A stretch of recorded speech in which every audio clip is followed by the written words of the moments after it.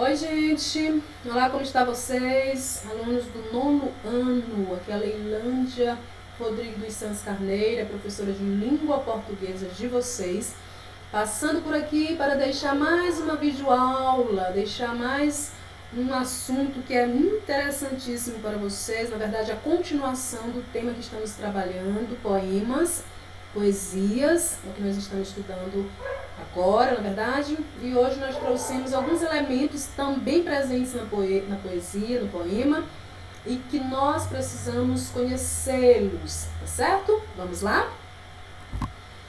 Poemas e poesia, só para revisar, nós já aprendemos que poema é o que? É um gênero textual, geralmente é escrito em versos e estrofes, e que sua finalidade é expressar algum sentimento, emoção ou pensamento. Poesia é uma forma de expressão marcada pela subjetividade, que tem como objetivo revelar pensamentos, sentimentos e estado de espírito. Ou seja, o poema é uma estrutura textual, é um tipo de gênero textual que traz uma escrita própria, que traz uma característica própria, porque geralmente é escrito em versos e estrofes. E a poesia é o quê? Uma manifestação artística, uma forma de expressar sentimentos, de expressar a subjetividade, ou seja, o interior da pessoa, o estado de espírito. E por ser uma manifestação artística, a poesia ela é encontrada não só dentro de um poema, dentro de uma composição textual. A poesia nós a encontramos também em outras formas artísticas, outras formas de manifestações artísticas, como por exemplo a pintura, a escultura, a música, como nós vimos em aulas anteriores, não é verdade? Nós trouxemos aqui este poema de Antônio Gonçalves Dias, que é um poema belíssimo, é um poema muito importante, Canção do Exílio. Por que é importante, professora? Porque é um poema que foi escrito por um poeta que é conterrâneo nosso. Gonçalves Dias nasceu em Caxias, Maranhão, em 10 de agosto de 1823, em Guimarães. Ele foi poeta, advogado, jornalista, entre outras coisas. E eu achei importante trazer esse poema porque ele vai retratar justamente a sua terra natal. No momento em que Gonçalves Dias escreveu este poema, ele encontrava-se em Portugal, em Coimbra, enquanto ele estudava. E naquele momento, para ele, é como se ele estivesse exilado. E daí, ele foi inspirado a escrever esse poema. Vamos ler? Que diz assim: minha terra tem palmeiras, onde canta o sabiá. As aves que aqui gorjeiam, não gorjeiam como lá. Nosso céu tem mais estrelas, nossas vasas têm mais flores, nossos bosques têm mais vida, nossa vida mais amores. Em cismar sozinho à noite, mais prazer encontre-o lá. Minha terra tem palmeiras, onde canta o sabiá. Minha terra tem primores, que tais não encontro eu cá. Em cismar sozinho à noite, mais prazer encontro eu lá. Minha terra tem palmeiras, onde canta o sabiá. Não permita, Deus, que eu morra, sem que eu volte para lá, sem que desfrute os primores, que não encontro por cá, sem que ainda viste as palmeiras, onde canta o sabiá. Olha que lindo, gente, esse poema, Canção do Exílio. Então aqui o nosso poeta Gonçalves Dias estava se referindo à floresta, à fauna e à flora aqui do Brasil, do país onde ele nasceu. E eu trouxe esse exemplo aqui para a gente perceber justamente os detalhes que nós falamos anteriormente, de poema e poesia. Aqui nós temos o poema, nós temos a estrutura de um poema, observem, nós temos versos, nós temos estrofes, o poema está dividido em estrofes, e nós temos a poesia, que é justamente esse sentimentalismo do poeta, essa saudade que ele retrata dentro do poema de sua terra natal, de suas florestas, dos pássaros, entendem? Então, dando continuidade, amados. Aqui eu trouxe essa imagem que também nós já vimos em aulas anteriores. Aqui nós podemos ver a poesia, olha que beleza, a emoção dessa mãe, desse bebezinho se sentindo confortada, em segurança, sob os cuidados de sua mãezinha amada. Aqui a gente pode ver essa poesia do amor, do carinho, do afeto, manifestado na pintura. Só para relembrar que a poesia nós não a encontramos apenas dentro de um texto, de uma composição textual, escrita, mas podemos encontrá-la aqui. Olha que beleza, certo? Outro detalhe, outro aspecto que nós encontramos nos poemas, que é importante, nós temos o poeta e nós temos o eu poético ou eu lírico. Quem é o poeta, professor? O poeta é o autor do poema. O poeta é a pessoa que escreve o poema. E o eu poético ou eu lírico? O eu poético ou eu lírico é a voz que se expressa dentro do poema. Mas como assim, professora? Poeta e eu poético não é a mesma coisa? Não, não é a mesma coisa, queridos, porque o autor é aquele que cria o poema. Mas o eu poético ou eu lírico é aquela voz que vai se expressar, que vai ser responsável por transmitir a nós sentimentos, emoções.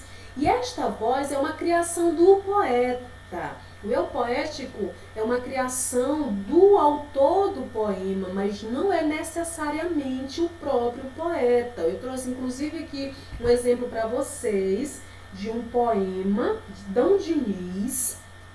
É um poema lá do trovadorismo, vocês irão ver melhor no ensino médio, tá bom? Eu trouxe esse exemplo aqui porque ele é um exemplo clássico para a gente entender essa questão de eu poético. Por quê, professora? Porque vocês vão perceber agora. Vamos ler essas duas estrofes? Ai, flores do verde pinho, é o nome desse poema. Eu trouxe só 2 trechos, só para exemplificar para vocês a diferença entre o poeta e o eu lírico, ou eu poético. Diz assim: ai flores do verde pinho, se sabedes nova do meu amigo, ai Deus, e o é? Ai flores do verde ramo, se sabedes nova do meu amado, ai Deus, e o é? Quando a gente lê esse poema, queridos, à primeira vista, entende-se que é uma mulher que esteja se manifestando, não é verdade? Os sentimentos é de uma mulher. É uma mulher que está questionando a natureza, questionando a Deus a respeito de um amigo, que na verdade do seu amado.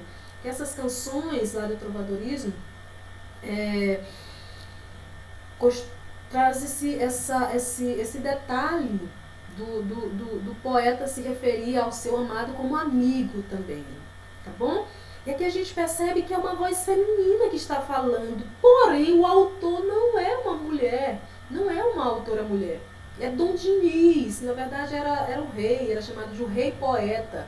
Então é uma composição de um homem, o autor do poema é homem, o poeta é homem, mas o eu lírico é feminino. Entendem? É quando ele cria esse poema com a intenção de manifestar os sentimentos de uma mulher, mas foi escrito por um homem. Certo? Vamos ver o que nós temos na frente. Canção poética, amados. Como a gente está vendo essa questão de poemas, de versificação, de estrofes, nós achamos importante também trazer esse detalhe de escansão poética. O que é escansão poética? Escandir um verso significa contar as sílabas poéticas que ele contém. Então, amados, escandir um verso é a mesma coisa de nós contarmos quantas sílabas poéticas esse verso tem. Porém, atenção, sílaba poética é diferente de sílaba gramatical. Vamos ver aqui à frente? Na poesia, as sílabas são contadas de acordo com a sonoridade. E para contarmos as sílabas poéticas, devemos saber que, primeiro, ditongos possuem valor de uma única sílaba poética, certo? Então, quando nós encontramos uma sílaba com uma vogal e uma semivogal, essa união, né, de vogal e semivogal, que nós chamamos de ditongo, ela vai possuir o valor de uma única sílaba poética. Ela vai ficar em apenas uma sílaba. Se há 2 palavras aproximadas por vogais, a primeira palavra terminando em vogal e a segunda iniciando em vogal, as sílabas dessas 2 vogais são contadas em apenas uma sílaba. Olha que outro detalhe. É um detalhe é importante porque nas sílabas gramaticais nós não fazemos isso, não é verdade? Mas a gente vai ver os exemplos na frente de forma que fica mais fácil para compreendermos. Outro detalhe, as sílabas poéticas que estão após a última sílaba tônica do verso não são contadas. Vamos ver esses exemplos aqui? Observe o exemplo. Nós temos aqui a divisão de sílabas gramaticais, como nós conhecemos, como nós sabemos dividir as sílabas gramaticais, e nós temos aqui também a divisão de sílabas poéticas, em que devem ser observados todos aqueles detalhes que nós falamos anteriormente. Vamos ver aqui como que nós dividiríamos, ou como nós dividimos este verso, que diz assim, olha, minha alma de sonhar te anda perdida. Nós trouxemos só este versinho aqui para compreendermos melhor essa questão de divisão de sílaba poética. Minha alma de sonhar te anda perdida. Olha aqui. Cada sílaba que nós já conhecemos, olha, mi, primeira sílaba, minha, duas. Contando todas elas, nós teremos 13 sílabas gramaticais.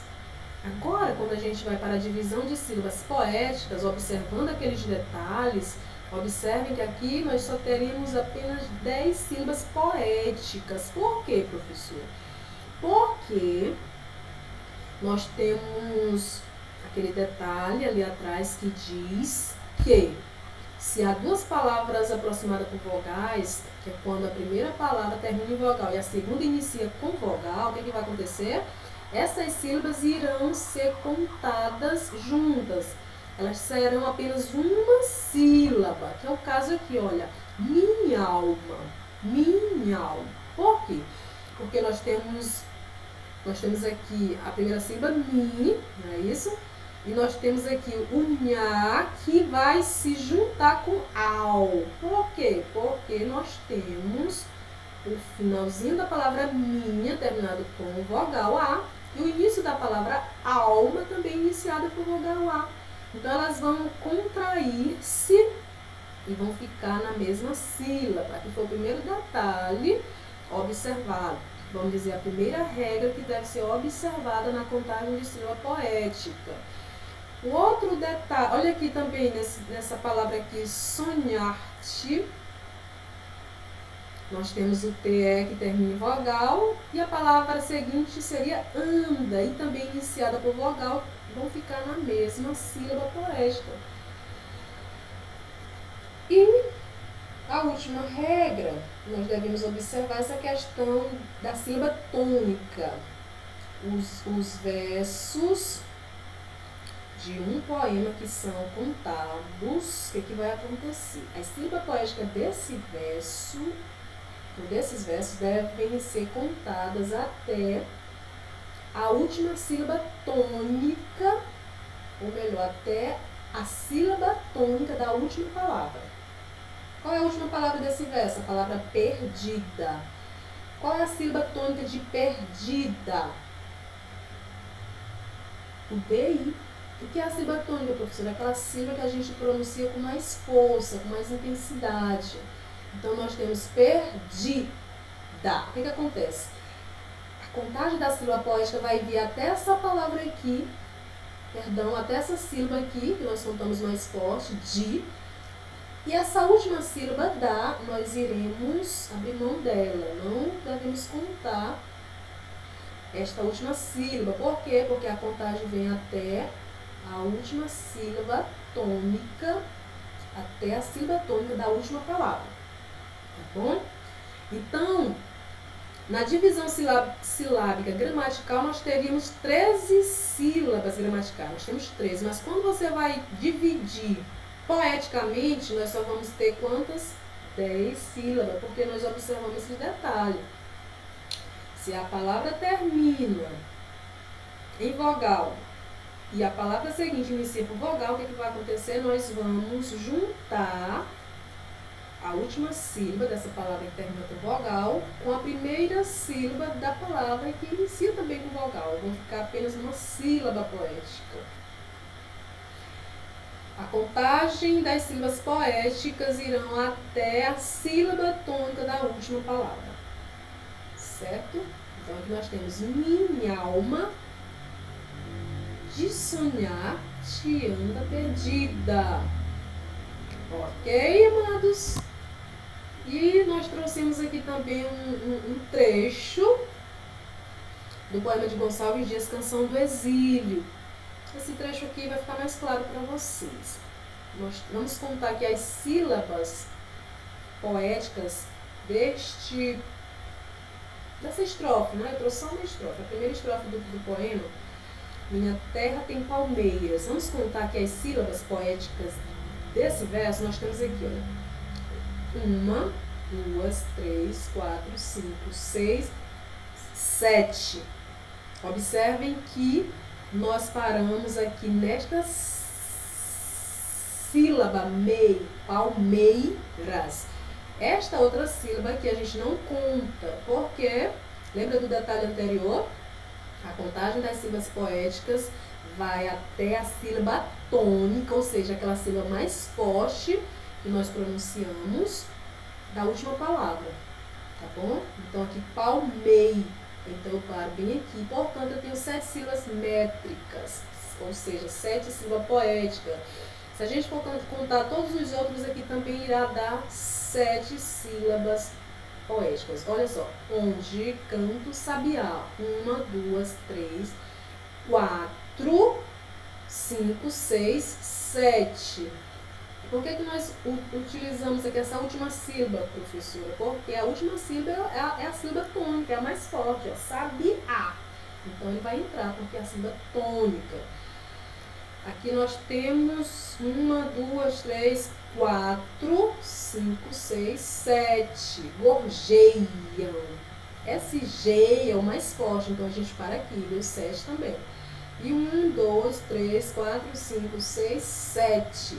Terminamos aqui no lá, porque é uma sílaba forte, é uma sílaba tônica. Então nós temos aqui esses versos todos contados com 7 sílabas poéticas. Tá certo, amados? E, por fim, nós temos aqui este poema para nós refletirmos, amados, que diz assim: nesse imenso jardim da vida, somos todos flores enviadas por Deus, e como toda flor, temos que enfrentar dias lindos de sol e dias de tempestade. Cabe a nós, diante de tudo isso, mantermos nossa mais pura beleza e essência, conquistada nos dias bons, ou nos transformarmos em flores secas, mortas pela força das tempestades. Tá bom? Para vocês pensarem e refletirem. Tá bom, amados? E até a próxima. Na próxima estaremos juntos.